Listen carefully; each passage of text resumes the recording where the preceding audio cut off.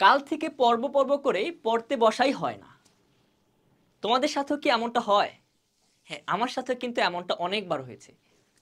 দেখো, পড়াশোনার প্রতি এই যে যে একটা অনীহা বা পড়াশোনা কিন্তু ধীরে ধীরে আস্তে আস্তে পিছিয়ে যাচ্ছে। আমরা অনেক সময় মনে করি যে হ্যাঁ আমি কালকে থেকে পড়বো, আজকে ঘুমিয়ে যাই, কালকে সকাল থেকে পড়বো, কিন্তু কালকে সকাল কিন্তু কখনোই আর হয় না। কখনই কি হয়? হয় না। এভাবে কিন্তু আমাদের পড়াশোনা পিছিয়ে যাচ্ছে। তো এই আমার জীবনে আমার এই যে যে একটা ট্র্যাপ, এই ট্র্যাপ থেকে কিভাবে আমি বের হলাম, এই মেথডটা আজকে তোমাদের সাথে আমি শেয়ার করব। আচ্ছা, আমিও জীবনে অনেক ভালো স্টুডেন্ট ছিলাম না, কখনোই না। তবে আমি যে মেথডটা অনুসরণ করার ফলে আমি আজকে এই জায়গায় এসেছি, সেই মেথডটা তোমাদের সাথে যদি শেয়ার করি। দেখো, আমি প্রথমে কি করতাম? প্ল্যানিং করতাম। তো আমিও তোমাকে বলবো প্ল্যানিং করো। হ্যাঁ, অনেক প্ল্যানিং তুমি করছো, আসলে বাস্তবায়িত হয় নাই, ঠিক আছে, বাট প্ল্যানিং করো। প্ল্যানিং করা ছাড়া যাবে না, প্ল্যানিং করো। হ্যাঁ, তুমি মনে করো দৈনিক 4 ঘন্টা পড়াশোনা করার জন্য প্ল্যানিং করলা, 4 ঘন্টা পড়াশোনা করবো। কিন্তু দেখো, তোমার প্ল্যানিং কিন্তু আসলে আমি জানি তোমার প্ল্যানিং কখনো সফল হয় না, ঠিক আছে, হইলো না। কিন্তু মনে করো তোমার প্ল্যানিং প্রথম দিন 25% কাজ করলো। তোমার প্ল্যানিংটা যদি 25% কাজ করে, তো এর মানে হচ্ছে 1 ঘন্টা তোমার পড়া হইলো। অর্থাৎ প্ল্যানিং করবা এই জন্য যে কিছু না কিছু প্ল্যানিং করলে কিছু না কিছু উপকার তোমার হচ্ছে। অর্থাৎ দেখো, প্ল্যানিংটা আমাদের জন্য খুবই গুরুত্বপূর্ণ। আমি আমার আমার 3 থেকে 4টা আমার কি ছিল, প্যাডই ছিল প্ল্যানিং করার জন্য। আমি রেগুলার প্ল্যানিং করতাম। পড়াশোনা হয় না আমার, কিন্তু প্ল্যানিং করতাম। পড়াশোনা হয় না বলতে এই যে 25% হতো, এটাই কিন্তু আজকে আমাকে এই পর্যন্ত নিয়ে আসার পিছনে বড় একটা ইন্ডিকেটর হিসেবে কাজ করছে। আচ্ছা, আরেকটা বিষয় হচ্ছে দেখো, সেলফ মোটিভেশন। তোমাদের নিজেদেরকে মোটিভেটেড করতে হবে যে আমাকে কেন পড়তে হবে, আমি কেন পড়বো। আমি কি হচ্ছে গায়ে গোতরে যে কাজ, সেই কাজগুলা করব, করতে বেশি ইচ্ছুক, নাকি হচ্ছে আমি মাথার ব্রেন দিয়ে জাতিকে সেবা দেওয়ার প্রতি বেশি ইচ্ছুক? আচ্ছা, এই এই দুইটা পয়েন্ট থেকে তোমাকে একটা পয়েন্ট বাছাই করতে হবে।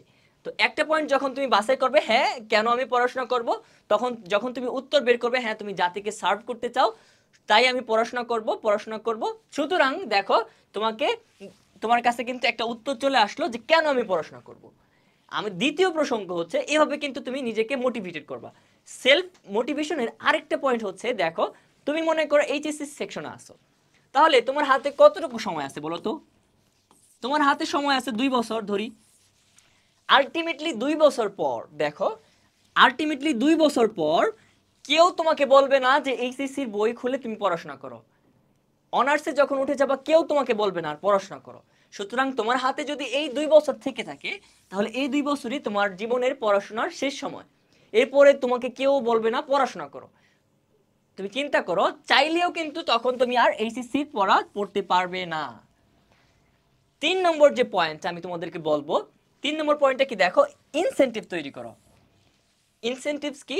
অনেক সময় আমি এই কাজটা করে থাকি যে আমি নিজেকে একটা অফার করি যে হ্যাঁ তুমি যদি 30 মিনিট পড়ো তাহলে তোমাকে ঘুমাতে দিব। কেন আমি এটা ঘুম অফার করি? কারণ আমি ঘুমাইতে অনেক পছন্দ করি। তো যে যেটা পছন্দ করে, অনেকে খেলতে পছন্দ করে, তাহলে কি নিজেকে অফার দিবা যে হ্যাঁ তুমি যদি 30 মিনিট পড়তে বসো, তাহলে 30 মিনিট পর তোমাকে আমি খেলার জন্য কি পারমিশন দিলাম। এইভাবে নিজেদেরকে কি করবা, অফার দিবা। দেন এই দেখো আমি কি করতাম, আমি করতাম 30 মিনিট ঘুমানোর 30 মিনিট পড়ার পর আমি ঘুমাইতাম, এবং দেখো ঘুমানোর পর আবার কিন্তু আমার কাছে নতুন একটা সময় আসলো, তখন আবার আমি 30 মিনিট পড়তে পারতাম। তাহলে এই যে যে 1 ঘন্টার পড়া, এটা কিন্তু খুবই ইফেক্টিভ হয়। সুতরাং এইভাবে তুমি নিজেকে নিজের জন্য ইনসেনটিভ তৈরি করো। আমি আরো আরো কিছু কিছু কাজ করতাম, যেমন হচ্ছে আমি নিজের জন্য তৈরি করতাম যে হ্যাঁ আমি 40 মিনিট পড়বো, এবং 40 মিনিট পড়ার পর আমি কি খাবো, আমি অনেক পছন্দ করতাম মিষ্টি। সুতরাং আমি 40 মিনিট পড়ার পর কি খাবো, মিষ্টি খাবো, একটা মিষ্টি খাবো। এই দেখো, এই ইনসেনটিভটা আমার সারাদিনের একটা অর্জন, 40 মিনিট পড়াশোনা, সেটাকে কিন্তু আস্তে আস্তে গ্রো করতে থাকে।